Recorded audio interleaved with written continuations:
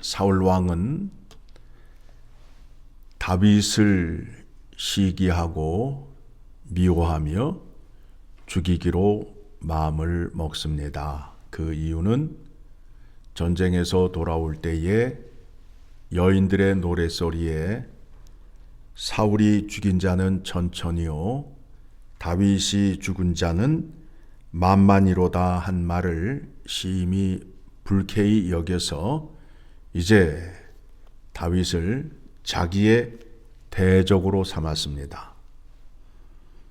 그래서 이제 다윗을 어떻게 죽일까 하는 계획으로 자기의 딸을 이용합니다.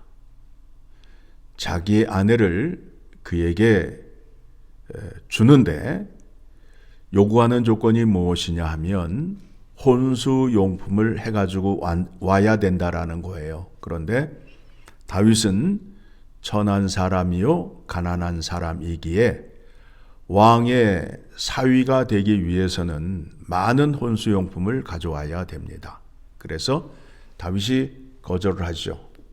나는 나를 아는데 나는 왕의 사위가 될 수 없다라고 말하니까 사울 왕이 내놓는 조건이 무엇이냐 하면 혼수용품 필요 없다.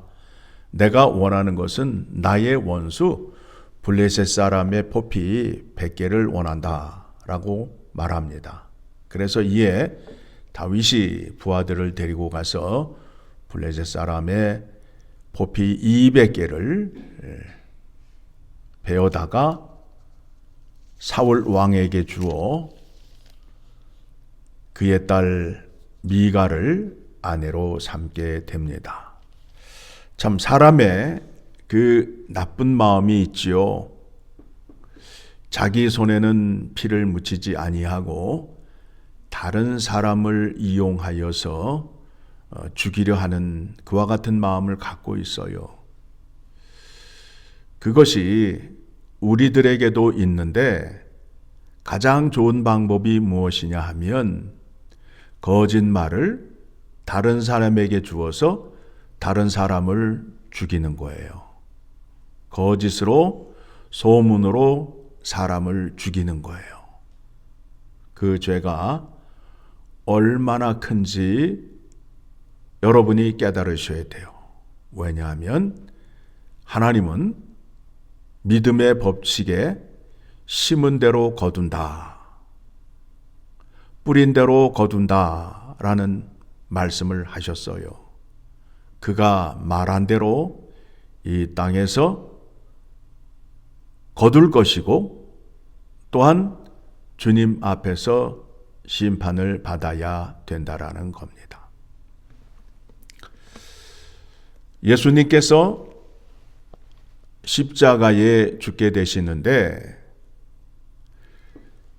예수님을 십자가에 죽게 하기 위해서는 재판을 통하여 사형 언도를 받아야 됩니다. 그 당시 이스라엘은 로마의 속국이어서 자기들이 예수님을 죽일 수 있는 권한이 없었습니다. 그래서 빌라도의 법정에 고발을 하지요. 빌라도가 예수 그리스도를 불러 신문을 하지요. 그런데 예수님에게서 죄를 찾을 수 없었어요. 그런데 백성들이 바라바를 놓아주고 예수 그리스도를 죽이라라는 함성의 소리를 듣고 마음에 심히 두려워하여 죄 없는 예수 그리스도를 죽게 합니다. 마태복음 27장입니다.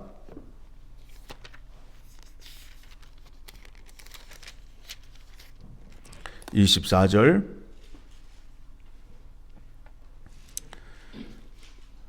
같이 읽습니다.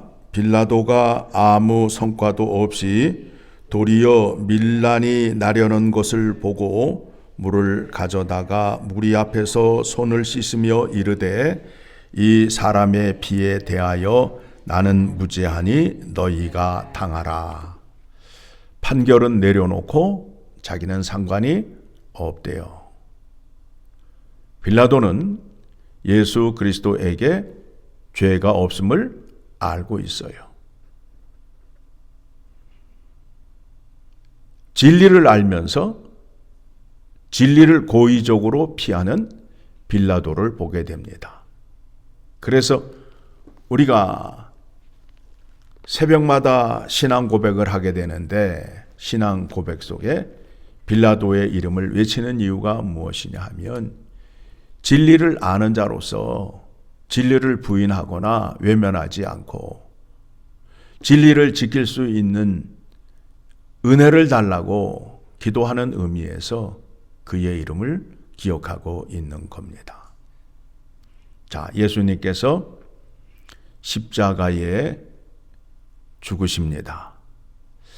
십자가에 죽게 되는데 우리는 우리의 죄 때문에 죽으셨다. 그래서 너무 가슴이 아프고 슬프다. 그래서 예수님에게 무엇을 드리면 될까?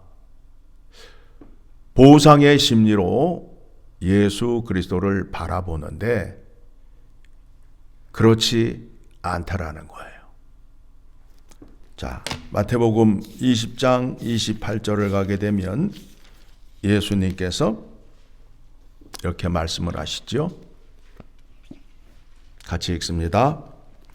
인자가 온 것은 섬김을 받으려 함이 아니라 도리어 섬기려 하고 자기 목숨을 많은 사람의 대속물로 주려 함이니라. 예수님은 이 땅에 오실 때부터 십자가의 화목제물이 되시기로 작정하시고 오신 겁니다. 그래서 그 죽으시는데 악한 자의 손을 빌려서 하나님께서 죽게 하시는 겁니다. 그렇다면 하나님께서는 왜 예수 그리스도를 십자가에 죽게 하시는가? 하나님께서 자신의 뜻을 이루기 위하여 믿음의 방식으로 사용하는 것이 십자가입니다.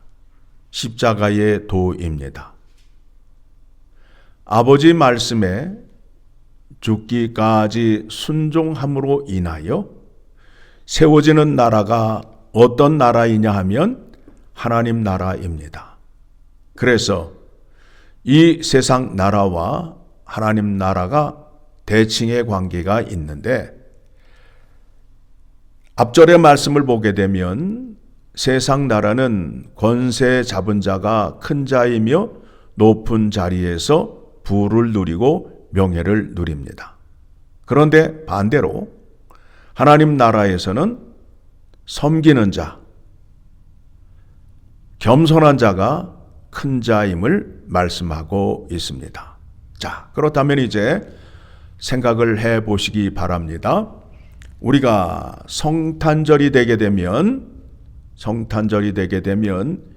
예수님의 탄생을 축하하면서 어떤 말씀을 우리가 기억하고 있지요? 누가복음 2장 14절의 말씀을 보게 되면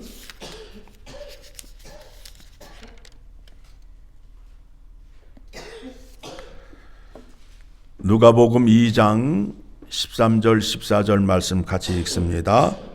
호련히 수많은 천군이 그 천사와 함께 하나님을 찬송하여 이르되 지극히 높은 곳에서는 하나님께 영광이요 땅에서는 하나님이 기뻐하신 사람들 중에 평화로다 하니라.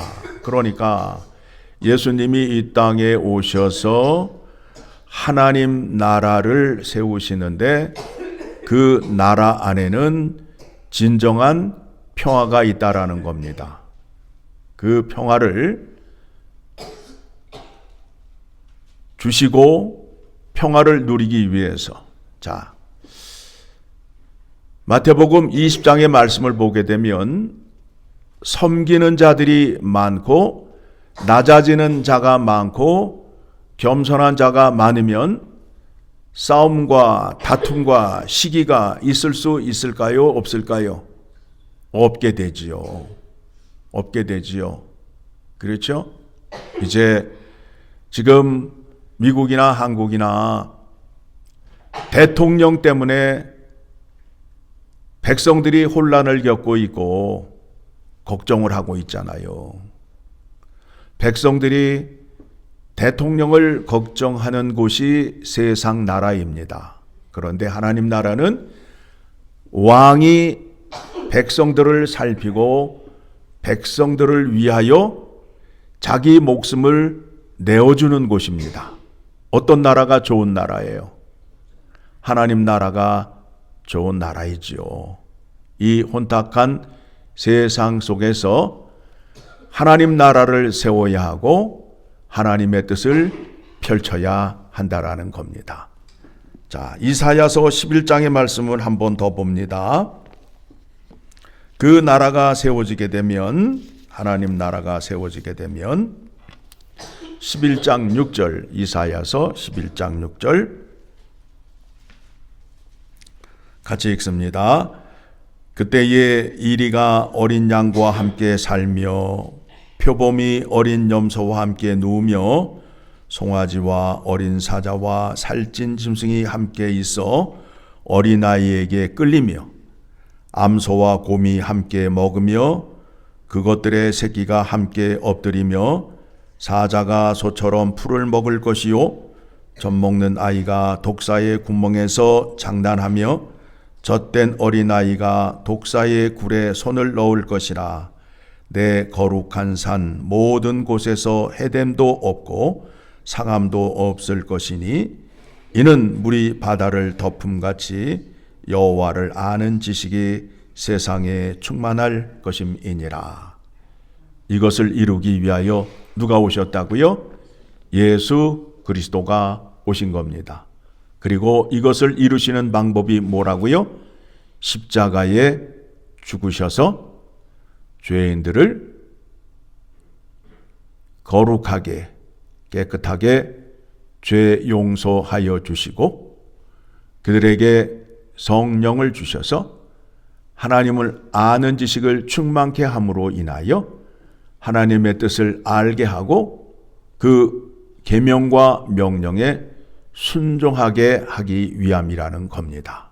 그러니까 이제 여러분들이 고난주간을 맞이해서 하나님의 깊은 뜻이 무엇인지, 왜 하나님께서는 품 안에 계시던 독생자 예수 그리스도를 이 땅에 보내시고 악인들의 손을 빌려서 친히 십자가에 못 박으셨는데 무엇 때문에 그렇게 하셨는지 생각하시며 믿음 생활을 하시면 좋겠습니다.